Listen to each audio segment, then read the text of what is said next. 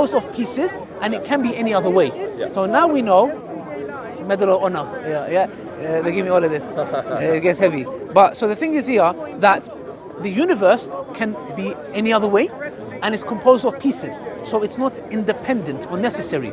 So what we say is, if it is dependent, would you say the universe is dependent or independent? I would say it's.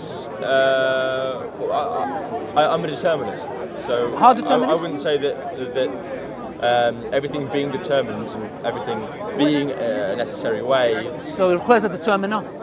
No. Why? Because because so the idea of infinite regress seems paradoxical, and I understand it seems counterintuitive. Yes. But the thing is, we're using our intuition, which is limited not only to within our universe, but within our planet, really, our intuition and our daily lives. Yes. And it may be the case that our intuition plays with the laws of the universe. It may not be the case. But ultimately, when I have these discussions, the burden of proof isn't on me. Because again, I'm not saying a God doesn't exist. I'm not making a claim. Yeah, you're saying I don't know. Yeah, exactly. But I'm trying to make a claim that he does. So that's why. Do you say the universe is dependent or independent? I'd say independent. Okay, so now what you've done is then you've accepted that we require something independent, but you've ascribed it to the universe. So now what I want to do is then prove to you why the universe is not independent, and if it is not independent, then it requires something independent, because you've accepted that it's independent. You've ascribed it to the universe. Yeah. Now what did we say? The universe, if it's composed of pieces, if it can be any other way, then it is dependent. Yeah, but I don't think it can be any other way, right? Okay. But what I'm saying is this, that it can, for example, if we had 5 billion extra less galaxies, is that the same universe? No. Okay, so it can be any other way. No, because I don't think that could be the case. What do you mean by that? So I'm saying we can create hypotheticals and like, if the universe said, this, for example, this specific Quran wasn't here, or that camera wasn't here, then the universe would be different. Can that be the case? It plays within our intuition that, it may be the case, right? It may be the case that camera could be here. We could see with the universe, but I don't think that could be the case. You know okay, no problem. Everything's But even if we go for determinism, that the fact that it is composed of pieces shows that it is dependent. Because the fact that it is made out of pieces, yes? No, I don't think so. Why not? But that's my definition. My definition of something that is dependent is it can be any other way, but you said, okay, you believe it's not, it could be one way, and that is composed of pieces, energy. Yeah, but it has to meet both of those things. So if it doesn't meet one of them, which it doesn't for me as well. Yes, that's fine. But also it should not be the other one. Do you accept that it is composed of energy, for example? The second law of thermodynamics, energy cannot be created or destroyed, So, does energy have a will? No. Does it have consciousness? No. Okay, then how does it give rise to beings like us? So, for example, therefore what we say is that it is dependent because, number one, even if we don't say it could be any other way and we go with what you're saying, it's like that, the fact that it's composed of pieces shows that it is dependent. Now, if it is dependent, what does it depend on? Well, I still don't agree that it is dependent. But we could even. Do you accept that it's composed by pieces? But I don't think that makes it big dependent. But how not? Well, because you said that dependency it's made of pieces, and those pieces can have the potential to be like energy. Like, for example, energy cannot be created or destroyed. Yeah. That doesn't mean it is independent. It means we say it is infinitely dependent on the independent being. So just because, you get what I'm trying to say? Just because energy cannot be created or destroyed, it doesn't make it infinite. All it means is it's post-eternal, but it's post-eternally relying on the independent being. But that begs the question, doesn't it, really? So you're saying that this is what we say energy is, and what it depends on. Yes. Energy depends on an independent being, therefore energy is dependent, therefore it needs a dependent. Like, it begs the question. No, but it has to, because energy, there's a set amount of energy within our universe. Yeah. The question is, if there is a set amount of energy within our universe, who has limited it to that amount? Yeah. And if it is limited that amount, it shows that it's dependent. And if it is dependent, it requires something that's independent. Well, I don't think it would, because I think why not? If the universe could exist forever, I don't. No. Forever, okay. Yeah. I can say to you, I accept it. Universe exists post-eternally, forever. Yeah. That's fine. But the point is this: the fact that it has a set amount of energy within itself that cannot be created or destroyed, no problem. It is still dependent. Why? Because why is there a set amount? Who set that amount? Why not one more or one less? Yep. Okay, good. I'm not to answer that question, right? No, but it shows its dependency. I don't think it does, because if there were a specific amount forever, theoretically, if the universe did exist forever, and there was a specific amount that couldn't which there is, then that would still add up. That wouldn't necessitate a necessary being. It does. I've got my good friend here who's saying, I don't know if you've seen him as well. Yeah. So maybe you can add on to this. I think it'll be interesting. Just to add on. So basically, the argument that I was saying is that even though we have, for example, we discussed this energy cannot be created or destroyed. But the point I'm saying is the fact that it's limited to a number, it's still, even if we agree that it's eternal. Yeah, just basically contingent argument. But he's a hard determinist, so he believes the universe cannot be any other way. But I still said that the fact that there's energy within our universe and there is a set amount, even if it's eternal, it post-eternally relies on the independent being. Right? So correct me if I'm making any mistakes here. So what I was saying is because energy cannot be created or destroyed because of second law of thermodynamics, but the fact that there is a set amount shows its limitation, and if it's limited, it's independent.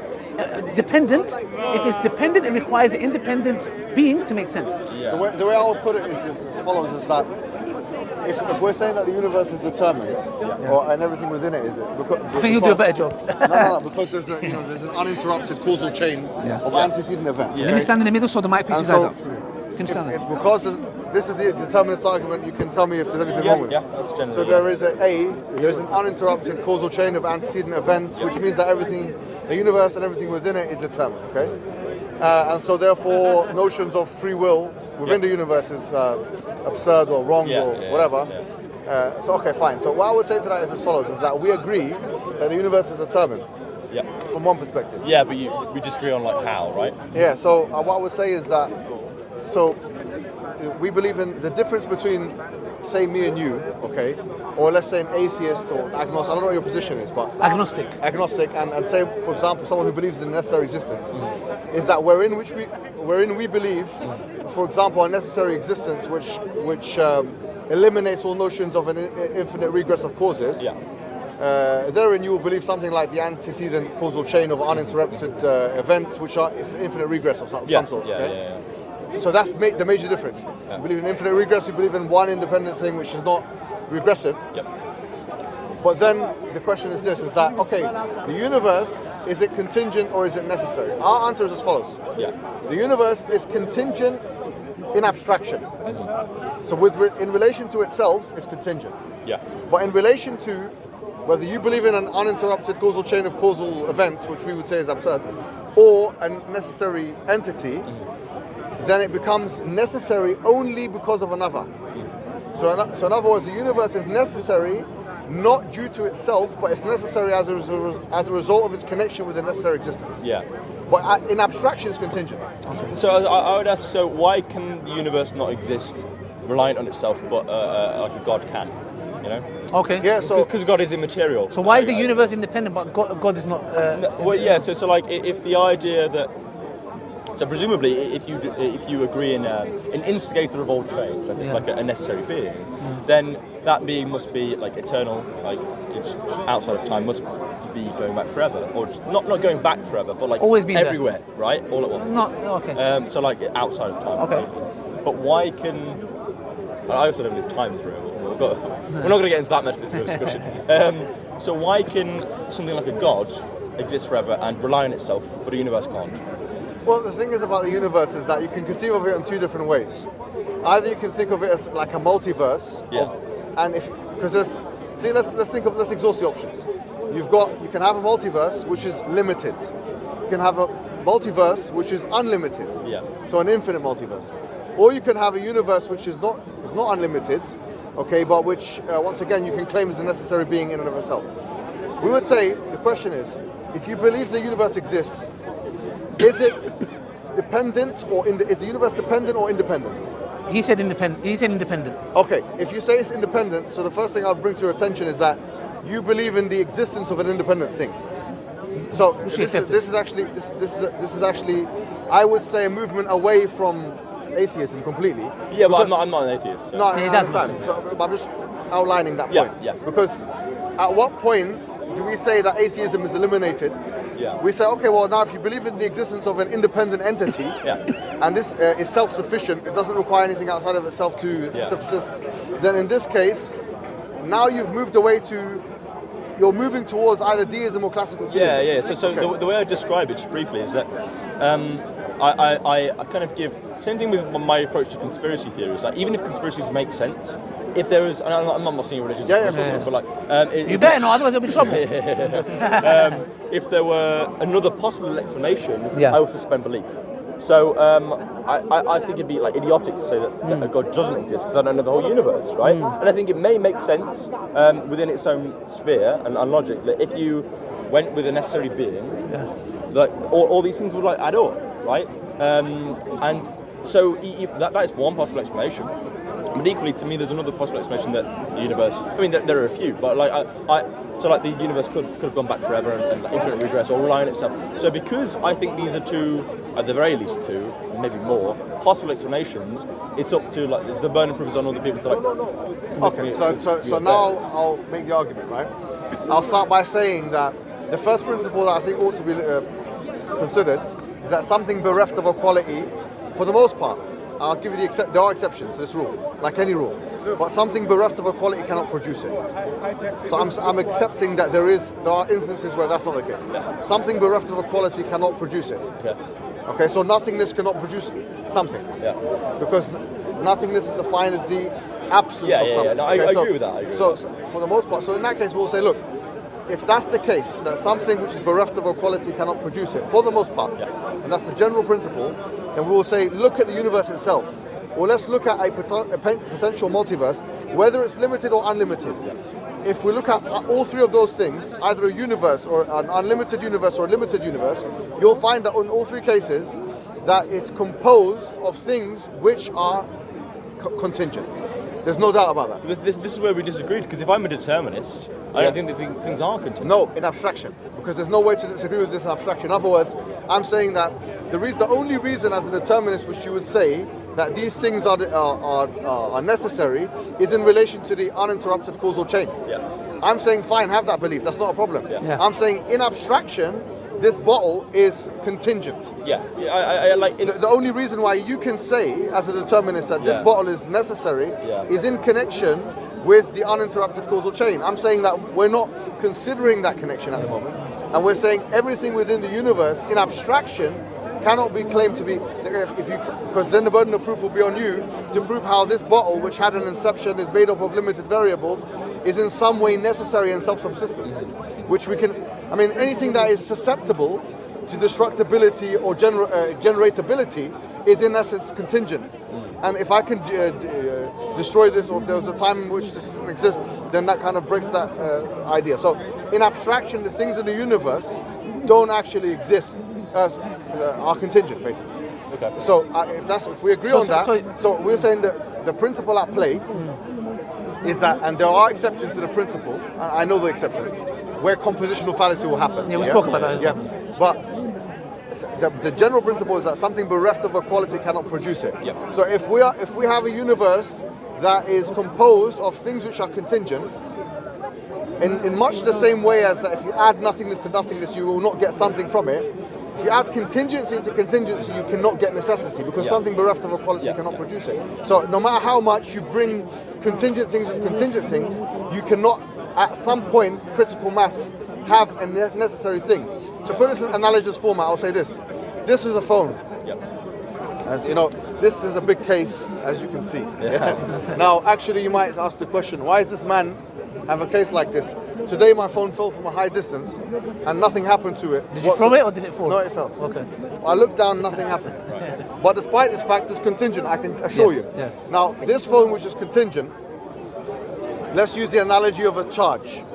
It's right now, I don't know, 50% charge. That's not bad. Okay, no problem. Usually Because I put, the charge before I go to sleep. Otherwise, there's problems happen. All right, so this phone is dependent on charge in order to operate. Okay, no problem. If I have two phones, they will depend on more charge. If I have three phones, they will depend on even more charge. If I have four phones, they'll depend on it. I'm saying there is no point at which, or there is no evidence that there is any point which I'll bring X amount of phones and that it will not be dependent on charge in order to operate. And if there was such a thing, the power companies would be having a field day. The EDF Energy and British Gas or whatever. They'll say, you know what, just keep putting things out, and maybe at one point we don't even need to source the material. What I'm saying is that when you put dependent things with dependent things together, there is no evidence to suggest that at one point it becomes necessary. And if there is evidence, I would like to see it. Yeah, but I still don't agree with the idea that these things are dependent, obviously, and that's where. Yes, No, what I'm saying, you did agree that it's contingent and abstraction. Yes. I'm not sure if I'm entirely. What do you mean by contingent and abstraction? Meaning without reference to the uninterrupted causal chain. Yeah, but like if you're looking at contingency and necessity, you have to reference what came before it. No, I understand, but then you'll be falling into a circular argument. In order for us to start from the beginning and avoid the circularity, we must argue from bottom up. We're saying that the constituent parts of this universe that we can examine empirically and put under a microscope and deal with, those parts, there is no evidence that there is any quality of necessity exists within them in such a way that would make them self-sufficient or self-subsist within themselves. Yeah, but they can't subsist within themselves, but they can subsist on the previous thing. And that is a but you can't go infinite regress then of dependent things, which we're saying. But this is the thing that, like, I'm not necessarily arguing for, but I'm saying because I'm almost equally convinced by this idea that infinite regress could exist. I mean, the idea that an infinite regress of dependent things? things? I think is... No, but the issue is, if we say that, when we talk about an infinite regress of anything, we have to fill in the blanks here. An infinite regress of what? If you say infinity can exist in the real world, that's one postulation. If you say that an infinite regress of causes can exist, that's another postulation. If we say an infinite regress of dependent things can exist, that's a third postulation, and they're not all the same. No, So what I'm saying is, if the claim is, what is the claim? Is the claim that there can be an infinite regress of dependent things or causes or?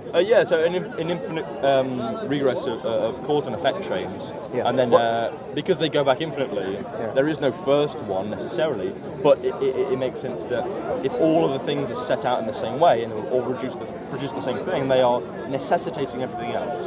And do these things have the quality of dependence as well? No. So, for example, we said that this abstraction is dependent, it's contingent. So you're saying that, okay, someone caused this, so it has both the quality of dependence and cause. It's been preponderated, so it has a cause is in the dictionary something which brings rise to phenomena, right? All right, so this has been brought rise to, so it's been caused from that angle, right? But also a dependent thing in the dictionary is something which relies on something else. So just to be clear, is your claim that this is both has the quality of dependence and cause, and that there can be an infinite regress of either or one of them? So it's dependent on the previous action, the previous cause, right? Okay. Let's say that the bottle machine. It's dependent on that thing and it working. And I think that thing's existence, again, the bottle machine, was caused by someone who wanted to make a bottle machine, and then it goes back, right? So eternally. Yeah. So these things are cause and effect, and that is dependent on the previous thing. Okay, good. But like. As Alex O'Connor, as I'm sure you know, said about the P implies Q. Who's Alex O'Connor? If P is necessary, Oh, the boy. Okay. The boy. Yeah, P implies Q, and P is necessary. Q is necessary. Okay. Right. So in which case, if I'm saying that all the causes before this thing that is in effect and has been caused and is dependent on these causes, as long as those things that it's dependent on are necessary, which I think that the entire chain is. And if that's if it depends on what we're saying, why P entails Q, and P is necessary, therefore Q is necessary. It's just like 101 of propositional logic. Modus ponens. But what I'm saying is that if we've already conceded to the fact, if you're saying that God is necessary, therefore what comes from God is also necessary. We accept that as the case from one perspective. What I was objecting to, by the way, in that thing, was that I was saying that if you're saying P entails Q and Q is a necessary existence, because P is a necessary existence, there's a problem here. This was where we were talking cross purposes. But going back to the point, now if you say this has both the quality of causation and dependency, then you can have an infinite leave it, it's fine. And so it can have the quality of dependency. What we're saying is, my argument in counter to you will be that to argue ad absurdum, okay? I would say if you have an infinite regress of dependent things, then you would have to concede that infinite regress of dependent things is independent. So the set of all dependent things is dependent, whether it's infinite or finite. Wait, dependent or independent? So the infinite regress. So the infinite regress that you're speaking about, fine, no problem. Let's accept that it can happen. So we're saying let's accept that there can be an infinite set or a set of dependent things. Accept it, no problem. like this one, that one, me, you, we're all dependent. No. So we have a set now, which is infinite independent things. But that set, according to you, would then have to be independent, therefore. No. Oh yeah, independent. Yes. Yes. Yeah. So the set itself has taken the form of an independent set. Yeah. So in other words, now the set has become necessary from contingent. Yeah. Correct? Okay. Now what I would say to you in response is that anything that is made up of component parts is contingent. Yeah, that's what we spoke about. But this was, No, the reason why we're saying that is, as we've explained before, if something is susceptible, anything susceptible to addition or subtraction is limited. Yes. But I don't think it is.